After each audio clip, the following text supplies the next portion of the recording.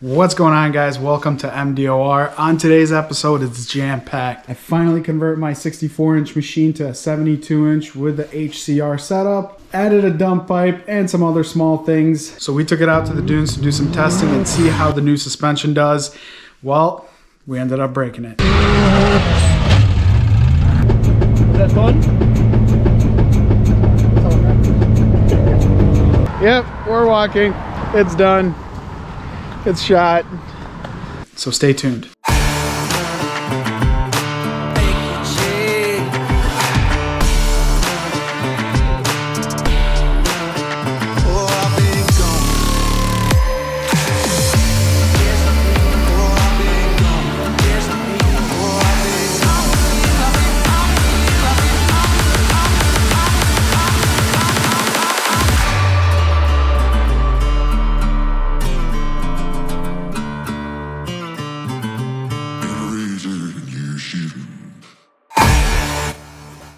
So originally I purchased a 64-inch model. Now I had every intention to ride some Wisconsin trails, and since 72-inch machines are not allowed in Wisconsin, I figured 64-inch was the best way to go.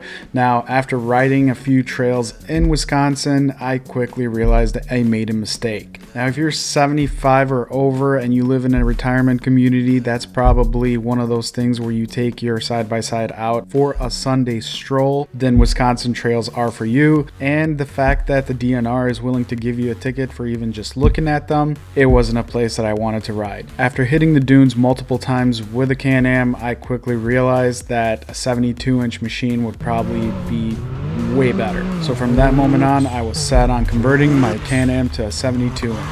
Now, there's a couple of options out there, and I decided to go with the best option that I could find, which was HCR. Now, HCR offers a lot of different setups when you're purchasing your kit. Now, you could easily break your bank at over $17,000 in upgrades, but I ended up purchasing just a kit with the relocation brackets for about $5,000, with every intention to use my stock shocks, ball joints, bushings, and so on, and eventually upgrade as I need to. Now, I do want to swap over to the XRS shocks eventually, but that's mainly for the reason that the XRS shocks would give me a little bit more of suspension travel. But as far as right now, the XDS shocks seem to be working great with a relocation bracket. Now, a couple other things that I needed to get in order to make this conversion happen were the longer axles, which I ended up going with the Rhino 2.0 axles. That ended up costing me just over $1,000.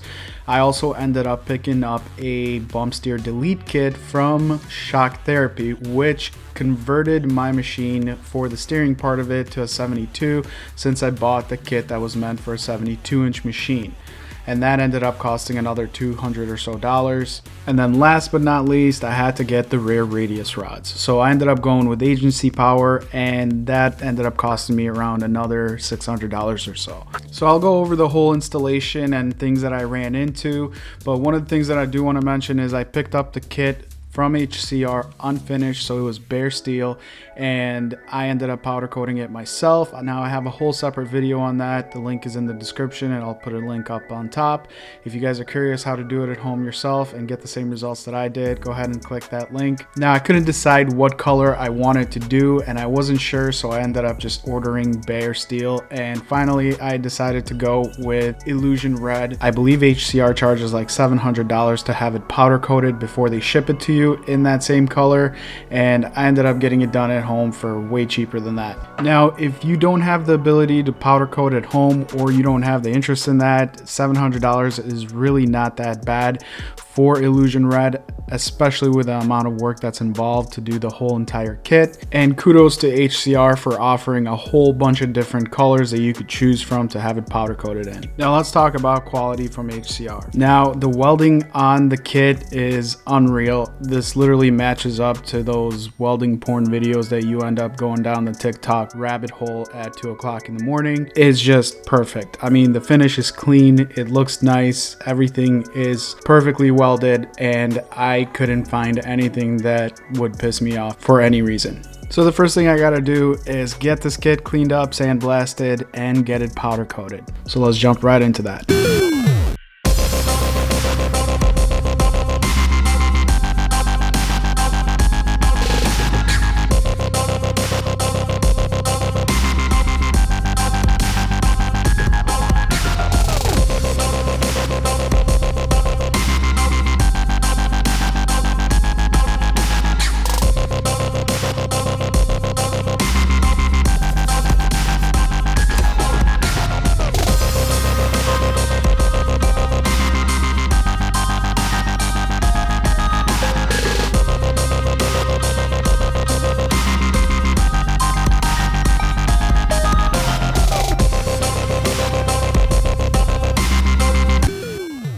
So once I got everything powder coated, all I had to do now is start taking the Can-Am apart and start installing the kit. I did start off with the back, and it was actually pretty easy to have everything broken down pretty quickly. I would say it took me about 45 minutes. Once I got the wheels off, I took the radius plate off. I had to take the bolts out of the trailing arms that hold the hub together with the radius rods. Once I got all that separated, I was able to take the axle out and drop the trailing arm down after I removed the brake caliper and disconnected the shock and the sway bar link. Now there's one thing that I do have to mention when you're doing this: make sure that you're being careful with your brake line. Two things that I still have left to do. So one is this factory brake line comes in with rivets. So these rivets need to be drilled out and taken out. The mounting point there, that bushing over there is gonna have to get pressed out and pressed into the new arm. We can get rid of this trailing arm. Once I got the bushing swapped over, pressed out of the factory arm and into the new arm, I was pretty much ready to put it all back together, and it went back together pretty much the same exact way as I took it apart. Now, using the new longer axle from a 72-inch and the radius rod for a 72-inch machine, one of the issues that I had was figuring out the length of the bottom rod, because it seems like that information is like not available anywhere. Everywhere you look in the instruction manuals, it says match up the bottom radius rod to your factory one. Well, mine was a 64-inch, so that wouldn't really work. So after playing Where's Waldo on the internet for like an hour and a half, I finally settled on 27 and 3/32 for the lower rod. The middle one I set at 28 and 7/16, and the top one at 26 and 23/32. Now this was just my baseline for the two upper ones. As far as the lower one, I kind of locked it in on that, and it seemed like it was in the right place. So I got it jacked up, and it's incredible how narrow this thing is at full droop. If you look at the back, it's nice and wide, and the front is just tucked in. All right, popping the wheels off, disconnecting the sway bar links, taking the shocks out. I'm gonna try to do minimally invasive surgery here, meaning like I'm gonna try not to rip apart the whole front end and work my way in there. Should be able to do it. I mean, Can-Am has done a pretty good job as far as like things to be removable in order to swap out a arm in the front or whatever. So hopefully I'll be able to push the bolts back so that I don't have to take the bumper off, which would be very nice. Once I got the shocks out of the way, I did install the extension bracket right away, so that wasn't just laying around. And then the next thing I did was burn the crap out of my fingers from a hot axle nut. You'd think I would know by now, but apparently not. And yet still, I try to go back and pick it up again, realizing that it didn't just cool off in a matter of a second. And in regards to removing the front arms without taking the front plastics off or the bumper and going through that whole long process, I was able to slide the bolts out by just spacing out the front bumper slightly and break down the whole front end suspension wise in a matter of a few minutes. As far as the bushings that sit inside the arms, I didn't need to remove them because the kit comes with brand new bushings for the suspension arms, and all I had to do with the ball joints was literally press them out and press them into the new arms, which was simple enough. Once I got everything reassembled, all I had to do right now was set the toe at 0 so I can have a baseline to be able to adjust my tie rods with the bump steer delete kit to get rid of the bump steer once I have the wheels back on the Can-Am. And just like that, everything went back together, and after doing a quick alignment and measuring everything out, I was converted to a 72-inch, and let me tell you, I could not be happier by the way that it looks and the way that it felt on the first test ride. Now, before loading it up on the trailer and dragging it 10 hours away to the sand dunes, I had to finish up a couple of things. First was to install my new noise reduction kit that's going to be available on gomdor.com. Also launching a whole line of grills for the Can-Am X3 that's going to be available soon, so make sure you check out gomdor.com and sign up to find out when the website launches. Now, the other thing that I had to do real quick was make some new brackets for the light bar because the eBay ones that I had were totally shisty, and I decided to make my own, so I spent some time designing it and cutting it, powder coating it. Once I got done with that, the last thing to do was install my new dump pipe exhaust from RPM, which I was super excited about. RPM makes an awesome product. I have their blow off valve and it's actually pretty decent. Now, as far as the exhaust goes, this is a dump pipe, basically the down tube that gets rid of the cat and all that other crap. And you can hit a switch and open up your exhaust. One of the reasons why I got that, because I have some future mods planned that kind of needs that. The other reason is just plain and simple. It's freaking awesome.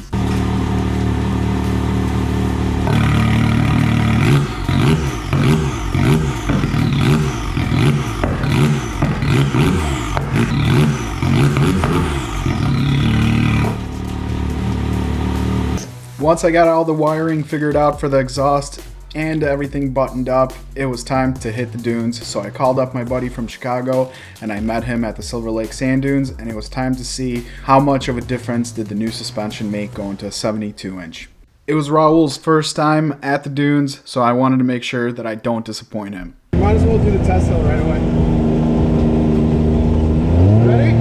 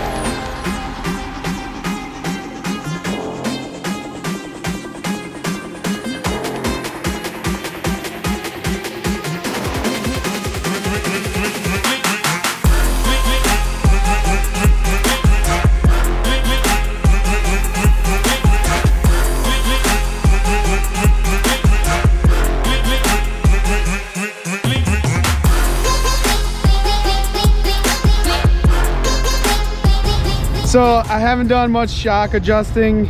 I basically kept it the way that it is with the shocks. The only thing I did was adjust the ride height. I didn't mess with any rebound compression and that. I did move the crossovers a little bit, but other than that, everything came out really good. So far, it seems like it's doing pretty good, but I think I'm running a little bit too much toe in because I'm getting a lot of drag. Also, I have to check the bump steer because I feel like there's a little bit stuff. Other than that, we're like two little kids here trying to shoot for the grill, trying to get some footage of the grill, and we wanted to have some sand coming off of it. So I'm here I'm here sprinkling sand and Raul's banging it. People passing by. The f are they doing? Oh, what? No, you were the one doing the banging. Let's get you were right. Doing the banging. Fine, I was the one that was adding ingredients. Anyway, we got the shot. It actually looks pretty good. Dunes are super rough, very rough, huge drop-offs. Test hill is pretty much tabletop now in certain areas. I've been running this all day today. I do feel like it's a little more stable, especially going into hard turns, going from a 64 to a 72. After running it all day today, I definitely feel like there's still a little bit of work to do on adjusting all the steering and everything like that. It feels pretty good. I had one harsh bottom out, or Yeah, in the beginning we kind of took a hard dip, and it actually handled it pretty well. And I kept on telling Raul that he needs to get a side-by-side. I will.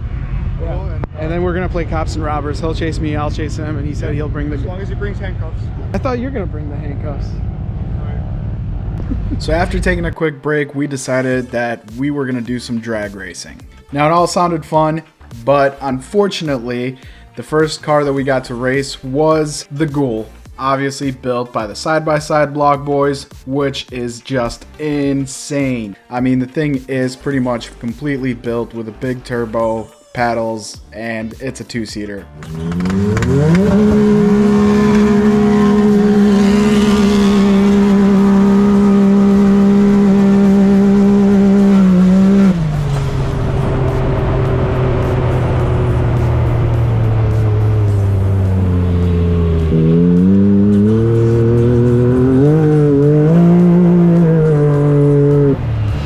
And even though I got my ass straight up handed to me by the Ghoul, it was awesome to get to race it.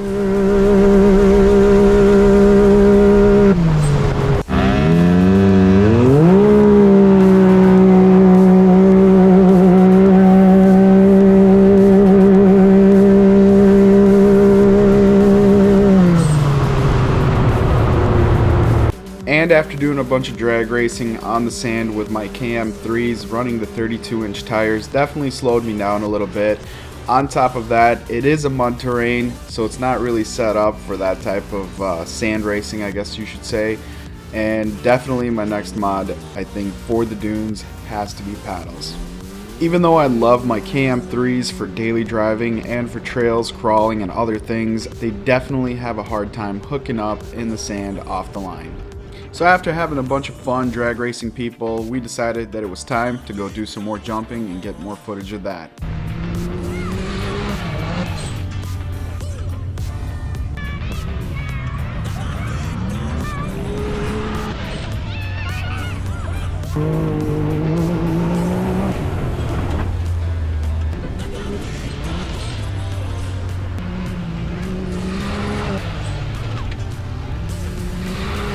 It was at this moment that he knew. He f***ed up.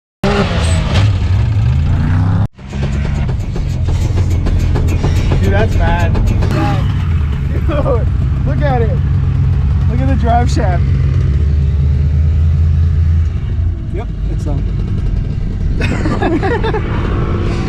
Oh man, I thought I snapped an axle. I mean, I'm surprised the axle didn't snap. I mean, the axle's held up. It still drives. I'm gonna have to get off the dune somehow, but dude is just twisted. All right, so I gotta find a drive shaft.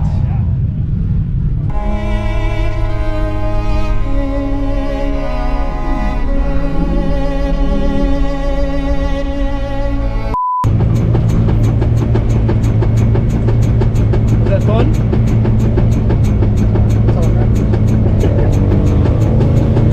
My fear is if I hit it hard and go right now, is if it more is just it's just gonna grenade in there.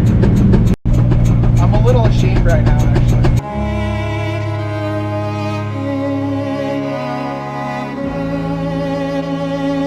Those jumps are pretty fun though.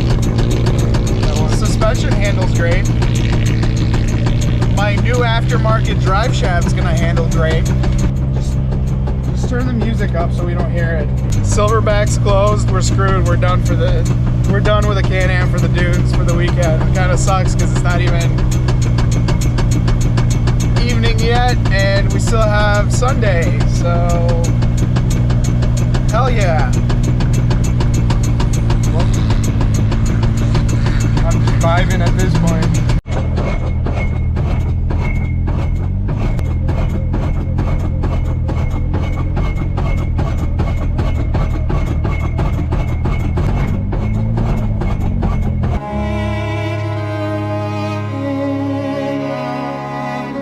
We're walking. It's done. It's shot.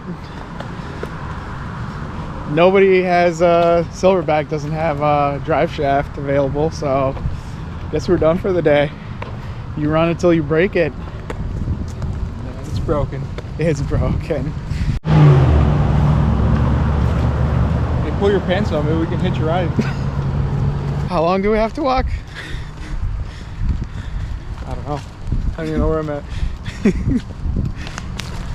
Nah. We'll come back before the sundown. 45 minutes later. 45 minutes. It's not bad. Got my steps in. We ran. We jogged. We did a lot of jogging actually. Like we jogged 300 yards. You're pushing it. Yeah. So in the end, even though we were not able to find a replacement drive shaft, kind of a good thing that we didn't, because there were some other things going on. Now, as far as the weekend, we still had a blast. The best part was that I got to test out my 72-inch conversion out on the dunes, which was absolutely great. Honestly, I don't know what I was waiting for to convert it to a 72-inch. And if you're buying a new machine, if you have the ability to ride a 72-inch machine where you ride, I would definitely recommend going with that option right off the bat. Now, as far as HCR, I could not be happier. I mean, everything fit together perfectly. Everything works flawlessly with minor suspension adjustments and tuning in. I think it's a totally new machine, and even though I still don't have the XRC shocks on it, it already handles way better out on the dunes. Feels a lot better, it feels a lot more stable, and I can definitely rip it around a lot better than I did when it was a 64-inch machine. If you're looking for the sign to convert your machine, this is it. And I would definitely recommend HCR versus some of the other kits that are online. The biggest reason why, it's because this kit's not just slapped together. It's actually good quality stuff.